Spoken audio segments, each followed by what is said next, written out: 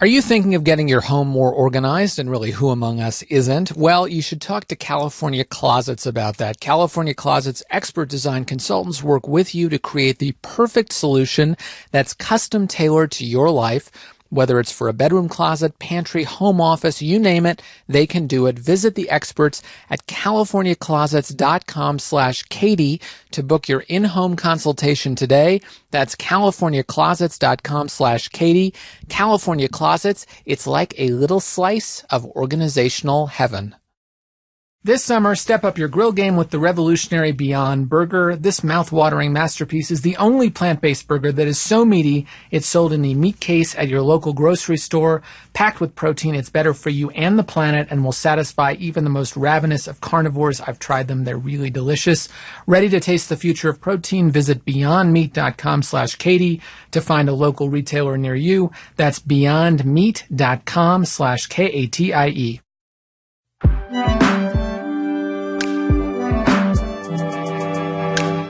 Hi, Katie. Hi, Brian. Katie, did you know that we spend a quarter of our lives at work? Although I think in your case, it's probably more than that. I was going to say a quarter. How about 3/4? Well, you remember I told Kara Swisher work is like oxygen for me. I don't want to asphyxiate you. Sometimes I'm sure you'd like to. Every now and then. Anyway, today's guest, Adam Grant, is clearly right up your alley. He's an organizational psychologist. We talk about what that means. He's a very popular Wharton professor and an author, and he's one of the most productive people that you'll ever meet. So productive, it's annoying at times. He was still in his 20s when he got tenure at the University of Pennsylvania's Wharton School, and by the time he was 35, he had written three best-selling books, and he's 36, by the way, now. Talk about making us all feel like terrible underachievers, right, Brian? For sure. Listeners, you might also remember Adam Grant from our episode with Sheryl Sandberg, which is number 26, in case you want to hear it again. That's right. Adam and Sheryl co-wrote the book Option B, which is about facing adversity and building resilience, and I highly recommend it for anyone who's had to deal with setbacks. And for this conversation, we chatted with Adam about all kinds of things, the different work styles of employers and employees. Are you a giver, a taker, or a matcher, by the way? It'll be interesting for you to look at your own style. What makes a good workplace, which is the subject of his new podcast called Work Life. And also we asked Adam why he got into the field of organizational psychology and what the heck does that mean anyway?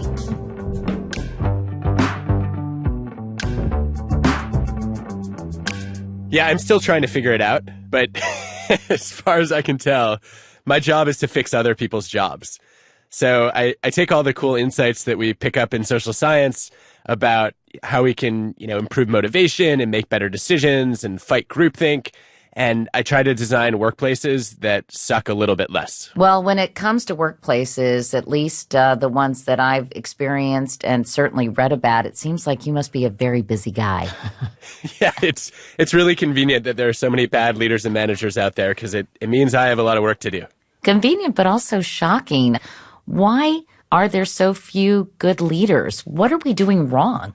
Well, I think the job has become less and less attractive. If you think about the public scrutiny, if you think about, most leaders are in a position where they might not get to stay for even a year, let alone a few years. I think we've done a very poor job designing leadership roles where people say, look, I'm going to have a chance to really take over and try to fix an organization for the long term.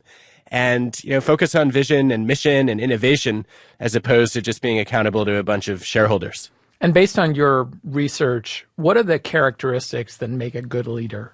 Well, it's easier to make a list of the characteristics of a bad leader. Isn't that part of the problem, Adam? I think we could all make that list, actually. But, I think you can flip those and say, look, when I look at leaders, there are three basics that I always look for. One is that, I would think about them as givers, not takers, right? They're here to make the group and the organization successful as opposed to enrich themselves.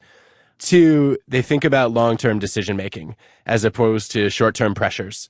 And they champion visions that are going to, serve a broader interest over decades as opposed to quarters. And then three, they actually care about their people and put their people first as opposed to, you hear a lot of, well, I put my customers first. And the sad thing is that the way you treat your employees actually spills over to affect your customers. So it's pretty hard to run a customer-friendly organization if you don't care about your own employees first and foremost. Well, and to that point, and your first one about givers and not takers, your first book makes the case very powerfully that helping others without expecting anything in return is actually the best way to advance your career, cue kumbaya, Adam. I mean, that really cuts against conventional wisdom that actually one of the most selfish things you can do is to be generous. Can you tell us a little bit about that? Yeah, so it's not true for every person and every job, but on average, when I've studied givers versus takers, so, are you constantly asking, what can you do for me or what can I do for you? The givers tend to struggle more in the short term. So they make the least productive engineers, the medical students with the lowest grades, and the salespeople with the lowest revenue. And it's not hard to figure out why that would be, right? Because, if you're constantly doing other people's jobs, you run out of time and energy to get your own work done. But in the long run, as quarters turn into years, what we see is that givers build more trust. They have stronger relationships and reputations, but they also learn more. Because the time you spend solving other people's problems actually puts you in a better position to solve the organization's problems. It gives you extra knowledge and scale and expertise. And so, ultimately, the people who end up achieving the greatest success are the ones who are motivated to help other people succeed. Aren't most people or effective leaders a combo platter, Adam? I know that you say they're givers, takers, and matchers. Before we get to my combo platter question, what is a matcher? So most people don't want to be pure givers or pure takers. They're afraid of being too selfish and too generous. So they say, all right, I'm going to play it safe and I'll become a matcher, which is I'll do something for you if you do something for me. It's all about fairness, quid pro quo. Is that good or bad? You make it sound bad. Well, it's a great way to play it safe. The problem is, though, that you become too transactional. And when you help people, it feels like you don't really care about them. You were just helping them to get something back. And then also you end up helping the wrong people, only the people who you think are strategic. But you both know better than I do. We cannot predict who's going to end up where. And so if you only help the people that you think are going to serve your own interests, you're going to miss out on a lot of rewarding long-term relationships. So a matcher is really too Machiavellian in a way, or too calculating. I mean, I was reading about this, and of course I've read a lot about your work in the past, Adam, because this is not our first rodeo, as we know, in terms of doing an interview together. But I was thinking that I'm a taker, and it made me feel bad. What do you think? I don't think you're a taker. I do. I actually do. I do, because I don't know. First of all, no taker ever says that. Really? Well, then maybe I'm just a highly self-critical, perfectionistic weirdo, because that could be true too. But as I read about it, I thought, I don't give enough. And I don't know. It seems to me you can't always be a giver, and there are times where you have to be a taker. Right? I don't think that's true. I mean, I think I'm like exhibit A of how you're not a taker, by the way, because you've been extraordinarily generous to me over the course of my career in many ways, and I'm not the only one. So I think, to Adam's point, if you were really a taker, you wouldn't be self-aware enough, introspective enough to even raise that criticism. Do you think you're too transactional? I'm not transactional, but I do think I sometimes am demanding, and I do tend to blame other people. I tend to feel like other people's inadequacy or kind of laziness or whatever, that I get mad about that. But, I think this is something I need to discuss with my therapist. I think this is interesting. It'd be good to get Adam's view. I don't think those things are contradictory, though. I mean, I think you could be... I agree. You could set high expectations for your colleagues while at the same time being a generous boss. Totally agree. That's hard to balance, though, I think, Adam, isn't it? Well, I don't know. Look, I'm not a therapist, but here's what I will tell you. But go right ahead. I'm lying down. Please continue. Perfect. So first thing is everything you said, Katie, I would say you're not a taker, you're a woman. We know that women tend to be much more self-critical than men, and that, both personally and societally tend to be held to much higher expectations on how much giving they're supposed to do. So, that fits the pattern pretty clearly. But secondly, I think what you just said is that you hold people accountable for giving, and you don't allow people to get away with being takers. There's nothing wrong with being a giver who has very high standards and expectations. And in fact, that's what we see differentiates successful givers from failed givers, is, they have their own goals and they're ambitious.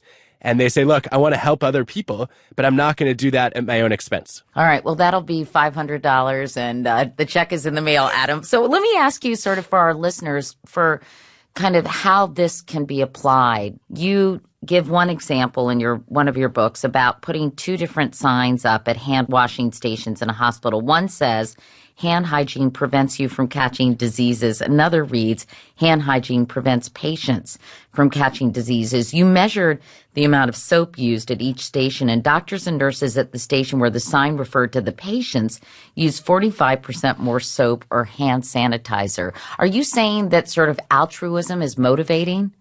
Maybe. So what's interesting about this experiment is the medical safety experts were convinced that the other sign would work, that, ultimately, if you want to get doctors and nurses to wash their hands, you have to remind them that it'll prevent them from getting sick. And, you could say, okay, maybe then that didn't work because, ultimately these people are really altruistic. But our data tell a slightly more complicated story, which is that nobody believes that they're going to get sick. We found doctors who said things like, well, I'm a doctor, so I'm protected. Like, that makes any sense. I don't even know what that means.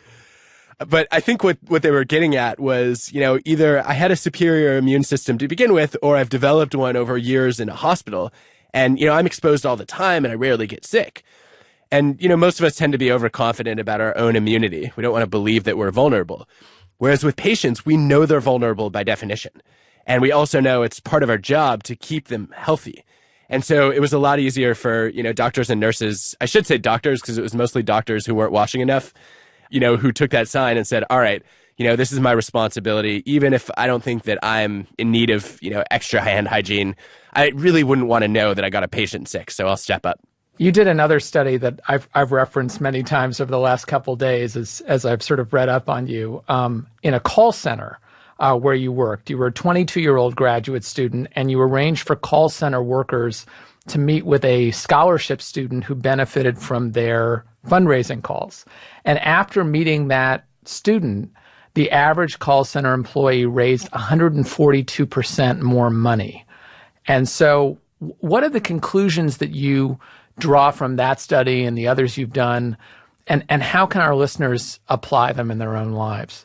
I went in expecting to do something much more dramatic. I thought, okay, here are these callers who, they raise all this money and they have no idea where it goes.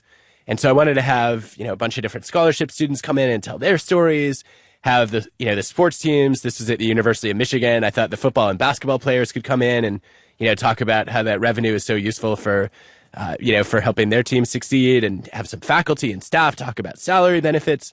And the manager said, I'll give you 5 minutes. You can bring in one person. And I thought there's no way 5 minutes, could influence anybody's motivation. But it really mattered. And after replicating it 8 different times, what happens is when most people walk into a situation like fundraising, but any job, right, you don't always know who benefits from your products or services. And a huge part of what makes work meaningful, in fact, the biggest part of what makes work meaningful, is knowing who benefits from your job. And knowing that if your job didn't exist, other people would be worse off. And so you have a scholarship student come in and say, here's how your work changed my life. I couldn't afford going to school, but because of the money you raised, I'm able to be here. That shows you that the time you spend at work really matters, that your work is valued and appreciated. And that's especially important if you work in a job where you're constantly interrupting people's dinners and harassing them for money, right? To be able to say, look, that really unpleasant process serves a higher purpose. I think we all know that's motivating, but it turns out to be much more powerful than we realize. That's interesting. I think it's helpful for people to kind of really look at the overarching reasons they do what they do. And sometimes it just means shifting your point of view about the worth of your job, right? I mean, you don't necessarily have to have a scholarship student come and talk to you. Sometimes it just means really thinking about why you do what you do and the potential impact it has, right, Adam? Katie, I wouldn't have believed that until we ran some follow-up experiments, but we got that exact question, which over and over again, which was, what if I don't get to meet my scholarship student? I don't know my clients or customers or users, or, what if I don't have those people, right? What if I have an internal job? And what we did was we had employees keep journals, just reflecting on who benefited from their jobs every day and how they made a difference that day. And we had them do it for 4 days, just a few minutes per day. And we found a significant increase in motivation after that. So just reflecting exactly as you've said on, how does my job matter? Who benefits from it is enough to rejuvenate your motivation. And you're definitely practicing what you preach here. And this is featured in all of the articles about you. So just so our listeners get a sense, how many emails per week do you think you get from people asking for a favor? And how many of those emails do you respond to? Oh, no. I'm afraid to count. I'd have to guess. In the hundreds? At least, I was going to say, it's probably over 100 a day. And I respond to all of them, except for the occasional ones that make me think that the person is maybe not entirely mentally stable. So over 100 requests for a favor every day, and you respond to every single one. I feel like that's my job. It's a huge part of why I became a professor. But also, I'm just one of those people who can't stand leaving an email unanswered, right? So somebody writes back and says, "You're welcome." And I say, "Oh, it was no problem." And then I can't let it go. And how is that not a massive distraction and also a massive hit to your productivity? Well, there are days when it is, but I feel like a lot of the emails I get are, questions about, like, my favorite emails are, "Have you ever seen a study on?" And it makes me feel like all these hours I spend reading, evidence about work in psychology might actually be useful to someone. And so, it gives me a chance to sort of to translate a little bit of what I'm reading into language that people might find relevant to their everyday work. And it also just reminds me that the work I'm doing does have an impact on others, right? So I get to live that's my version of the scholarship student often outside the classroom. And I think the other thing is that, in some cases, it's a great sort of break when I'm working on a hard problem or when I can't figure out sort of how to tell a story or analyze a data set. I go over in my email and I say, all right, if I can help a few people in the next few minutes, then maybe I'll come back with some fresh insights or at least a little bit of extra energy to pour back into the work that I'm trying to do. Other than asking about studies, what other kinds of questions do you get? Because I know there's a constant stream of students coming in and out of your office on a regular basis. What are they asking you? Often they're looking for advice. So sometimes it's, how do I run this club that I'm in charge of? Or, how do I do a better job, improving my interview skills or my job application cover letters? In a lot of cases, it's career advice, which I'm really reluctant to give. I feel like it's hard to tell somebody what they should do with their life. And so often what I find myself doing is, recommending a bunch of books and articles and then asking a bunch of questions that I hope will help them reflect on, some of the directions they haven't considered before. What is the best way to really figure it out? Because I think career planning and placement offices at many of these colleges and universities are woefully inadequate. And with all due respect to the wonderful work that's being done at universities across the country, I do feel like this is an area which has much room for improvement. Yeah, it's a hard job, right? As someone who gets asked for career advice a lot, it's incredibly difficult to figure out exactly where somebody should go and what steps they should take to plan their 20 or 30 or 40 years ahead. But I think one of the biggest mistakes that I see students make, which I think I'd love to see career officers address more directly, is something that I raised with Sheryl Sandberg last time she was in town. She was speaking to our students, and I teed up a bunch of questions for her, and one of them was, what should my 5-year career plan look like, or 10-year career plan? And she said, you should never have a career plan that's 5 or 10 years ahead. She said, if I had had one of those, I never would have ended up in tech, because when I graduated from college, Mark Zuckerberg was in diapers. That's a lovely thought. It is, right? It shows you how quickly the world changes. And I think that if you end up trying to chart too far ahead, then you lock yourself into, a path that's either not going to exist or is going to radically change in the next few years. What I like to see students do is to say, look, my first job, my whole objective should be to maximize my own learning. So choose the job that you think is going to teach you the most, or the group of people that you can learn the most from. I think that's the best way to begin planning your career, and it'll open lots of ideas up about where to go next. At the same time, the rap on millennials is that they're so peripatetic and they don't stay at one place for any length of time. They're flighty. They're entitled. Yeah, they're entitled. And so is this just a new way of working, jumping from place to place to place that us old geezers have got to get used to? I think so, but I wouldn't see it as a millennial problem. I think, it's actually, it's a change societally, right? As opposed to generationally. Whatever the statistic is that you've heard, often I read that people are going to have 11 or 12, different careers if you look at all the different jobs they'll take. I think that misses the larger point, which is we see that the employment contract has changed. It used to be the case that you could sign up with a company and know that you were going to stay there for 35 years and they would have your back.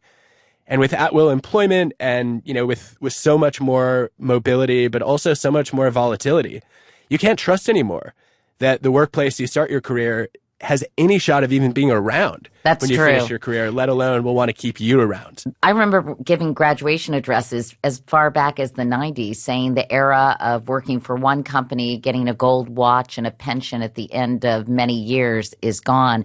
I think it's important to point out that companies are not loyal to employees either, so it's not as if it's just a one-way street there on the disloyalty front.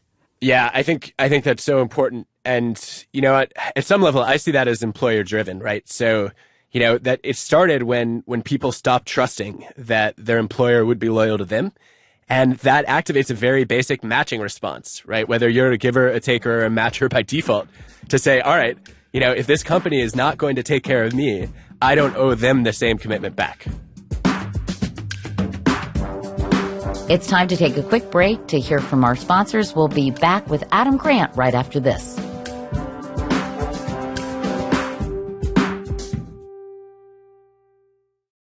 Hiring used to be really hard. Multiple job sites, stacks of resumes, a confusing review process. But today, hiring can be easy, and you only have to go to one place to get it done. ZipRecruiter.com/Couric. ZipRecruiter sends your job to over 100 of the web's leading job boards. But they don't stop there. With their powerful matching technology, ZipRecruiter scans thousands of resumes to find people with the right experience and invites them to apply to your job. As applications come in, ZipRecruiter analyzes each one and spotlights the top candidates so you never miss a great match. With results like that, it's no wonder that ZipRecruiter is the highest rated hiring site in America. And right now, our listeners can try ZipRecruiter for free at this exclusive web address, ZipRecruiter.com/Couric. That's ZipRecruiter.com/Couric. ZipRecruiter.com/Couric. ZipRecruiter, the smartest way to hire. Brian, nothing feels better than a good night's sleep. Would you agree? Mostly nothing feels better than that. I agree. Okay, I really don't want to delve into that any more than I have to. But thankfully, getting a great night's sleep is easier and more affordable than you think with Boll and Branch. Everything they make, from bedding to blankets, is made from pure 100% organic cotton. It starts out super soft and it gets even softer over time. Plus, you buy directly from them, so you're essentially paying wholesale. Come to mama.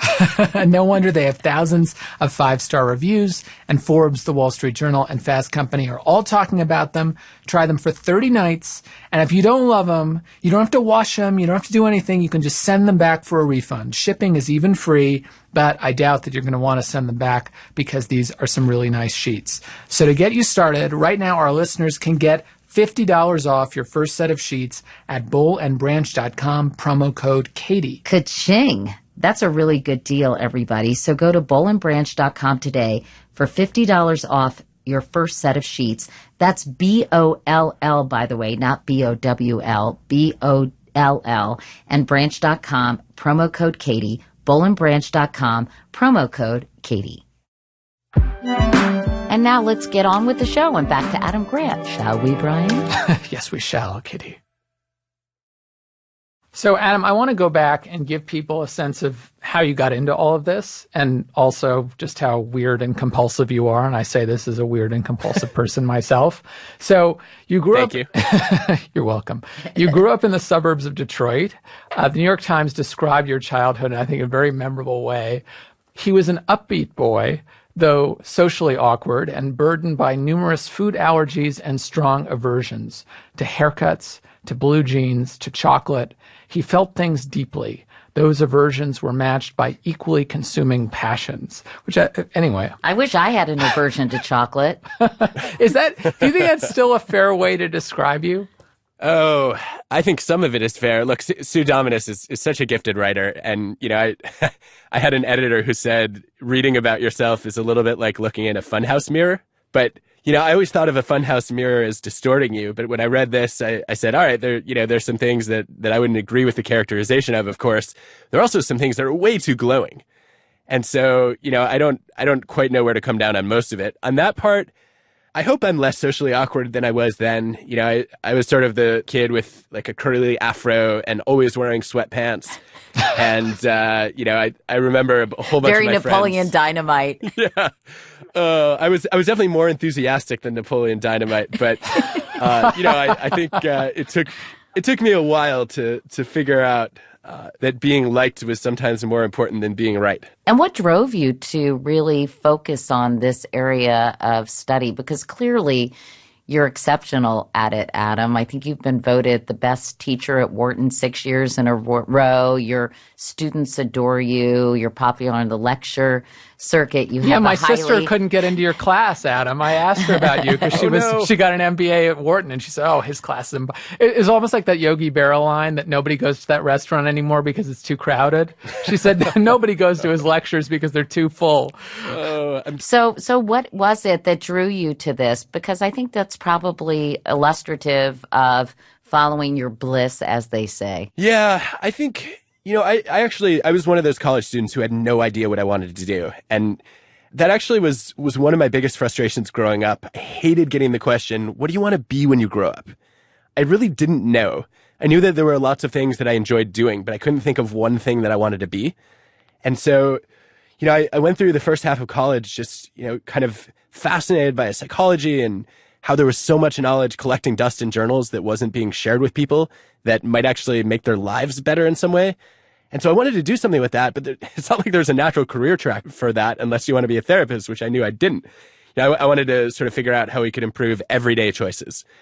And I went and took an organizational psychology class, which was offered at 8:30 a.m. Everyone would sort of walk in like zombies. And we forgot how tired we were during the class. There was this incredible professor, Richard Hackman, who also didn't know what he wanted to do with his career. So he took all the jobs that he thought were interesting and he made a career out of studying those. First he had thought about being a basketball player because he was tall, and he studied what made a basketball team win or lose. And then he'd wanted to be in music.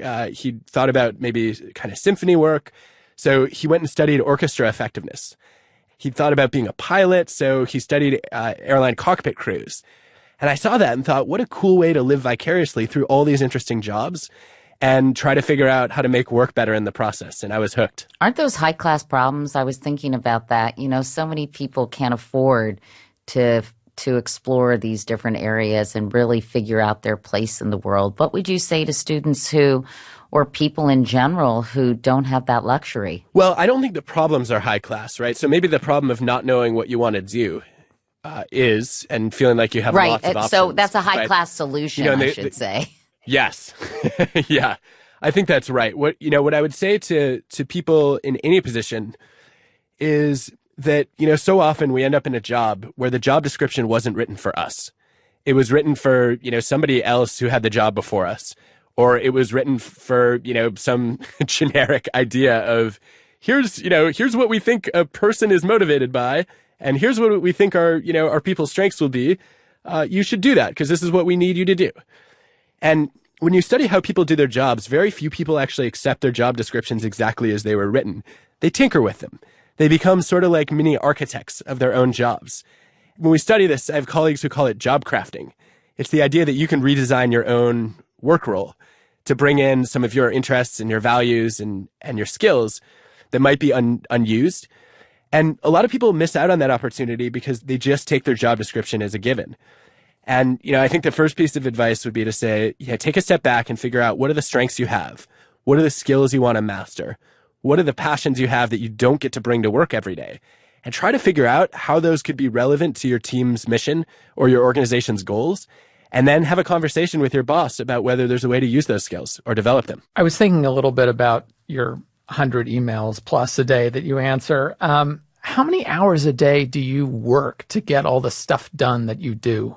Well, it's different. It's different now that my wife and I have kids. I think before that, I probably averaged 15-hour workdays for quite a few years. Now, I basically try to do all my work when our kids are at school or asleep. So if you do the math, I don't know, I probably work 70-hour a week roughly now. And doesn't that lifestyle sort of cut against the kind of Arianna Huffington self-care ethos that's so in vogue now about digital detoxing and taking lots of time off and getting 8 hours of sleep every night, et cetera, et cetera? Absolutely not. So I've had some fun debates with Arianna about this, and I think the data support, at least for people like me, the way that I've chosen to live my life, which is I have a colleague, Nancy Rothbard, who studied workaholics, and she found that there are two kinds of workaholics. They're basically stressed out workaholics, where they're constantly feeling, these looming deadlines hanging over them, and they feel obligated to work, and it's bad for them, both their physical health and their mental health. But there's another group of people that are called engaged workaholics, who are just intrinsically motivated by their work. They might see it as a calling. They might feel like it's deeply meaningful. They might just really, really enjoy it. And I'm one of those people. And if you look at the data, working more doesn't make them less healthy. It actually seems to contribute to their health. Or at minimum, it doesn't cost them anything. Sound familiar? I feel like I'm a cross between the stressed out, looming deadline, crazy, scared to sit back and not, be idle, and somebody who's highly engaged in her work. I wonder if part of that is just a function of being in the news and journalism world, that it's hard to be a purely engaged workaholic because so much of your job is dictated by external forces. Possibly. We need to spend some more time together. Obviously, I have a lot of problems. But I wanted to ask you about another book you wrote called Originals. You talk about nonconformists and what are the lessons we can learn from them? Yeah, so I've not admitted this publicly very often, but I was actually digging a while back into the founding of Harvard's first online social network, which of course everyone feels like they know the story of, but there's a backstory that most people don't know, which is this is almost 2 decades ago now.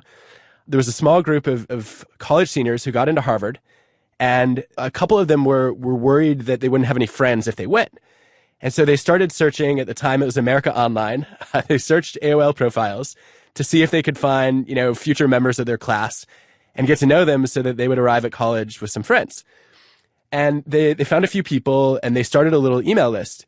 And every week, they'd find a few more people and expand the list. By April, they had over 100 entering freshmen on the list. And when they arrived at school in September, they had connected more than an eighth of the freshman class online. And then those freshmen shut down their online social network because they said, we already know each other face to face. Why do we need an online connection? And they've lived with deep regret ever since because Mark Zuckerberg started Facebook 5 years later in a dorm right down the street. And I guess I know something about that regret because I was one of the co-founders of that first online social network. Wow. Dun, dun, dun. Think what you'd be doing today, Adam. Oh, don't worry. Just a couple $1 billion mistake. It was a terrible decision. But the funny thing is, it never occurred to any of us, that anyone would get any use out of it, once you were all on campus together. I'm not a computer scientist. I don't know how to code. I never would have had Mark's vision for Facebook or, Sheryl's business acumen and leadership skills. But I did walk away from that experience thinking that so many of us are in positions where we have ideas, for things that could make the world around us a little bit better. Anytime you get frustrated, in your job or whether, you're volunteering in any part of your life and say, that doesn't make sense, or I wish this was different. That's a moment to do something original. And a lot of times we just don't bother because either we're afraid or we just think it's futile and we don't see the potential in our ideas that we should. So that to me was a reason why we all need to pursue our ideas with a little bit more enthusiasm than we do But do nonconformists rule the day? Basically, is that the thesis of your book, Originals? Yeah. So, I kind of looked up to the people who I thought of as the nonconformists, the original thinkers who were willing to go against the grain and challenge the status quo and, take big risks. And they are the people who drive a lot of the creativity and change in the world. If you think about whether it's, tech entrepreneurs, a lot of people will say Steve Jobs, Jeff Bezos, Elon Musk. Or, I think social change, too. If you think about Gandhi or Rosa Parks or Martin Luther King Jr. or Abraham Lincoln, right? These were all people who were willing to stand up for their ideas against a majority that didn't really see it. And I think that, they do sort of run the world, but a lot of people who operate this way get shot down because they don't know how to champion their ideas effectively. And so, I guess I wrote Originals to say, look, we all have creative ideas. Creativity is not the problem for most of us. Where we struggle is what we do after we have an idea. How do we know if it's any good? How do we speak up so that other people really hear us and take us seriously? How do you execute it, right? Exactly. So I really wanted to write the sequel to Creativity. I'm a relatively new parent, and I know you have 3 kids. Congratulations. Thanks. No doubt you're parenting Adam in a totally evidence-based, data-driven, brilliant way. But hold on a second. I do not want to be one of those psychologists who screws up our kids. I know a few of them, actually. But anyway, what are some things I can do? Because obviously I'm already screwing up my kid at 17 months old, to encourage her to not just achieve great things, but also to be a good and happy person. Well, I think when it comes to building resilience in kids, the first thing I would say is that I think of everything that I've learned and that we read about and studied, the thing that kids often need most is to feel that they matter. And mattering is this idea that sociologists study, which says, you feel that you matter when you know that other people notice you, care about you, and rely on you. And I think most parents are pretty good at the first two, right? Paying attention to our kids, as long as we're not distracted by digital devices. Check.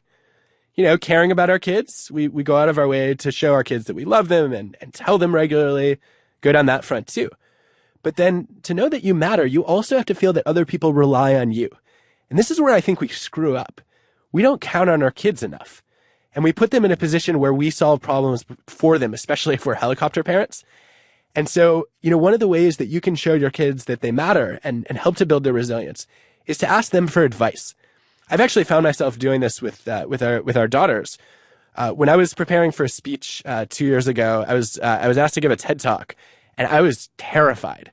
I'd gotten more and more comfortable doing public speaking, but this is a whole different kind of stage. And I thought this is a perfect moment to show our kids that they matter. And so I went to our oldest daughter and I said, I'm nervous about this speech. What advice would you give me? And she gave me a few tips. She said, you should practice it a bunch of times. And, maybe you should also, you should think happy thoughts right before you give your talk. So, long story short, a couple weeks later, she was in a school play and she was nervous. And instead of telling her what to do, I got to repeat her own advice back to her and say, what advice did you give me? And then she was able to tackle the problem on her own. So that advice giving, sort of experience for her, it signaled to her a few things. One, I trust her to handle her own problems. Two, she has, some of her own ideas instead of relying on mine. And that's a source of strength. And three, I also get to hear her suggestions and maybe edit them a little bit so that I can teach her some good strategies. That's really good advice. I've read so much parenting advice I've never read that in my day. And I've never read that or heard anybody talk about helping kids understand that they matter. I've certainly read so many books and articles about overparenting and helicopter parenting and raising sort of these not only entitled everybody wins a trophy kids.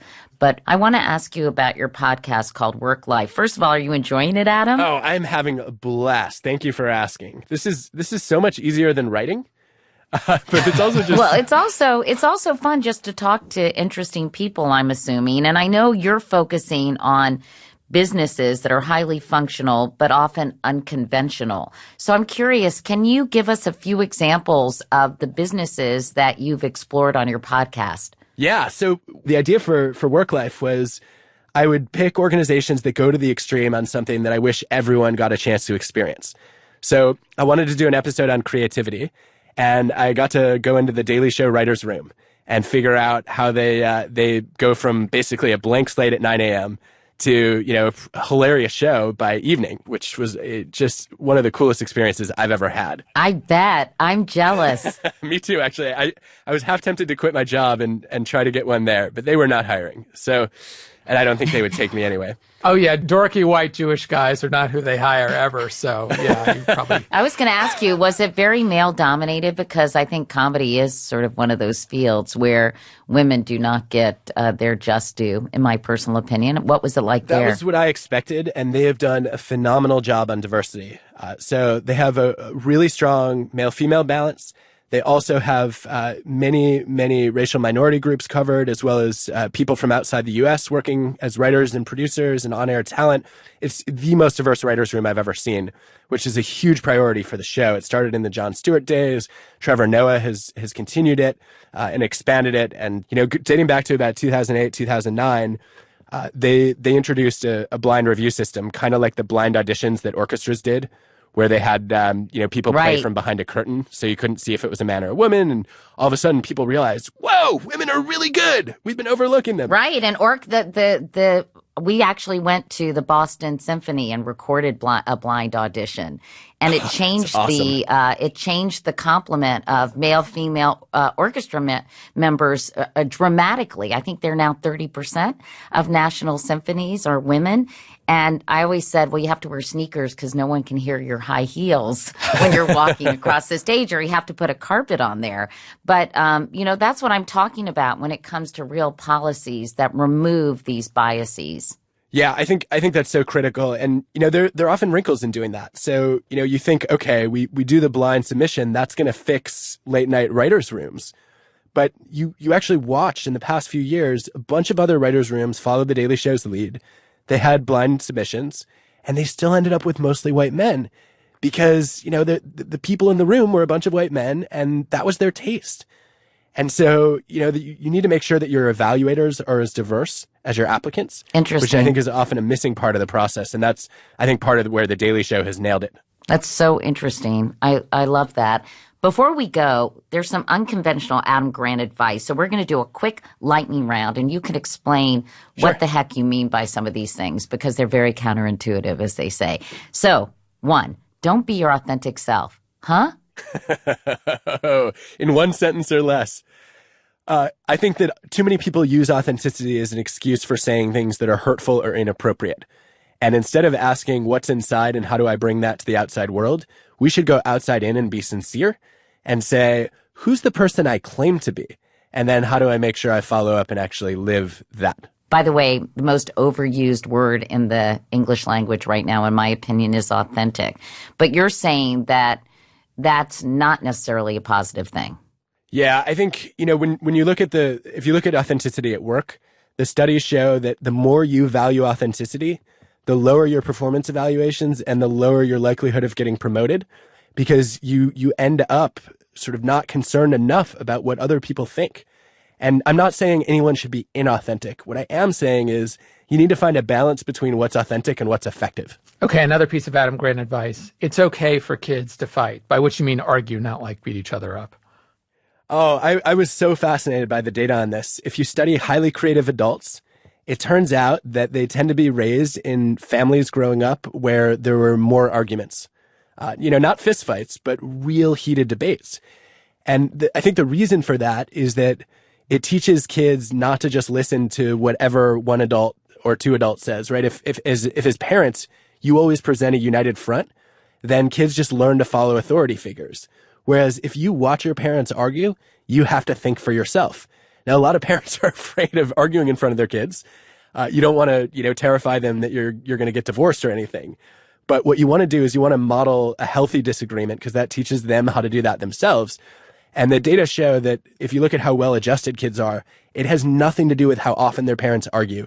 It's about how respectfully their parents argue. And it's really also debate, right? To have a difference of opinion. I think that's especially relevant in this day and age where people are getting information that affirms their point of view rather than learning how to be critical thinkers and express how they feel in conflict with an opposing point of view. It's a huge problem. Corporate culture is more important to your happiness than salary, title, or position. I would agree with that. Yeah, obviously you need enough of a salary to make ends meet and, to be able to support your family or your lifestyle outside work. But once you clear that bar, I think a lot of people underestimate how much culture matters. If you look at the evidence on this, one thing you can do is you can say, look, you're trying to diagnose the culture of an organization. And the easiest question to ask people is not what's your culture like or what are your values, because you get a bunch of platitudes. Instead, what you want to do is you want to ask a Passover question, which is, can you tell me the story of something that happened in your organization that would not happen elsewhere? And then you ask a bunch of people that question, and you start to hear the really core values of the culture come out in the stories. Brainstorming meetings are a waste of time. Always?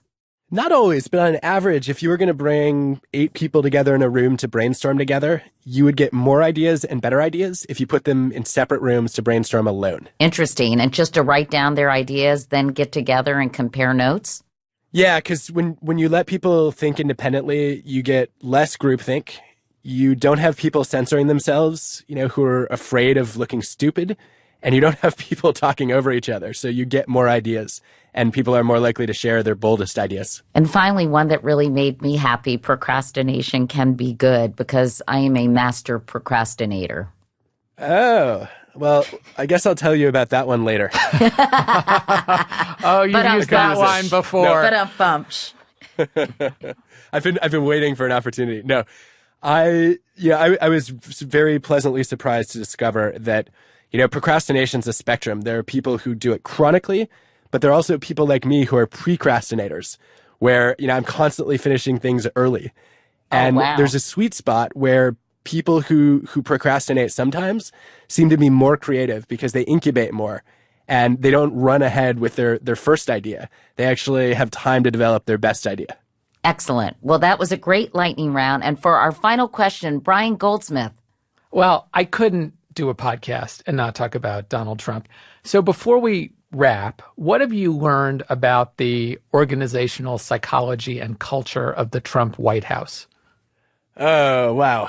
Well, look, to me, the single biggest problem in the White House right now, and I think there are no shortage of issues that are getting lots of attention, but I think the single biggest problem is that the Trump administration is repeating the mistakes of many past presidents, which is, if you look at one of the big differences between presidents who made decisions that are regarded by historians and political scientists as great versus those who had more stumbles, one of the biggest factors that distinguishes them is having an honest broker, someone in the White House who sits above all the heads of the different agencies and gives, really candid feedback to the president, and the president listens to that.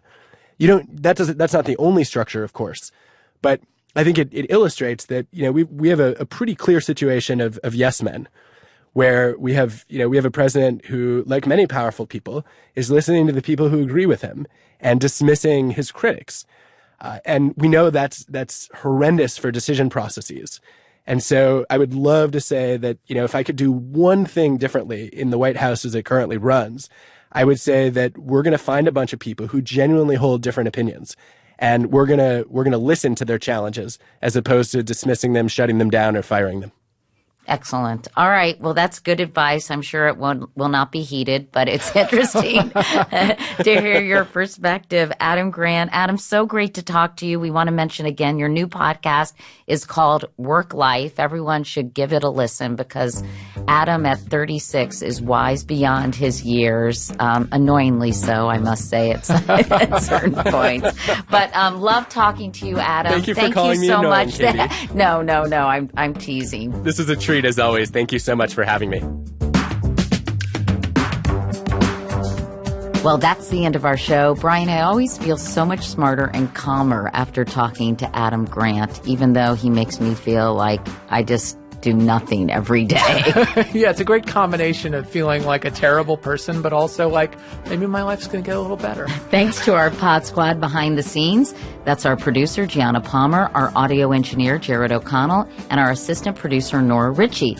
Also, a big thank you to my assistant, Beth DeMaz, for keeping my life in order. Poor Beth. Thank you, Beth. And of course, thanks to Emily Bean at Katie Kirk Media and Allison Bresnick, who does such a great job on our social media front. Mark Phillips wrote our theme music. You can find Katie all over the social medias under, actually media is the plural, right? Yes. Under Katie Couric. Meanwhile, I send a lot of stuff out into the void on Twitter, which my mother reads at Goldsmith B. I read it too. Brian and I are the show's executive producers. Don't forget to leave us a message with your thoughts and feedback on the podcast. Honestly, we can take constructive criticism as long as it's constructive, people. That's right. I'm standing by 24/7 at 929-224-4637. You can also email us at comments@curicpodcast.com or leave the show a review on Apple Podcasts. We love hearing from you. And the Apple stuff, by the way, is how more people hear about the show. So that's really important, and we would appreciate it. Lately, a lot of people have been telling me that they fall asleep listening to my podcast. I don't know whether to be flattered or insulted, but they said my voice is soothing. So it makes me think I should maybe release an album of lullabies. I don't know, or poetry. And we know how much you love to sing. Actually, exactly. Katie, can you give us a few notes from your favorite lullaby? I didn't sing anything in this episode. Twinkle, twinkle, maybe? No. I'm kind of embarrassed. I have performance anxiety right now, Brian. Has to be kind of more spontaneous and natural. We can play it for Eliza, whatever floats your boat. All right, we'll do a private recording session. Yeah, for her later. How about 99 bottles of beer on the wall? Oh, that's perfect. a good one. Perfect. Anyway, as always, thank you so much for listening, and we'll talk to you soon.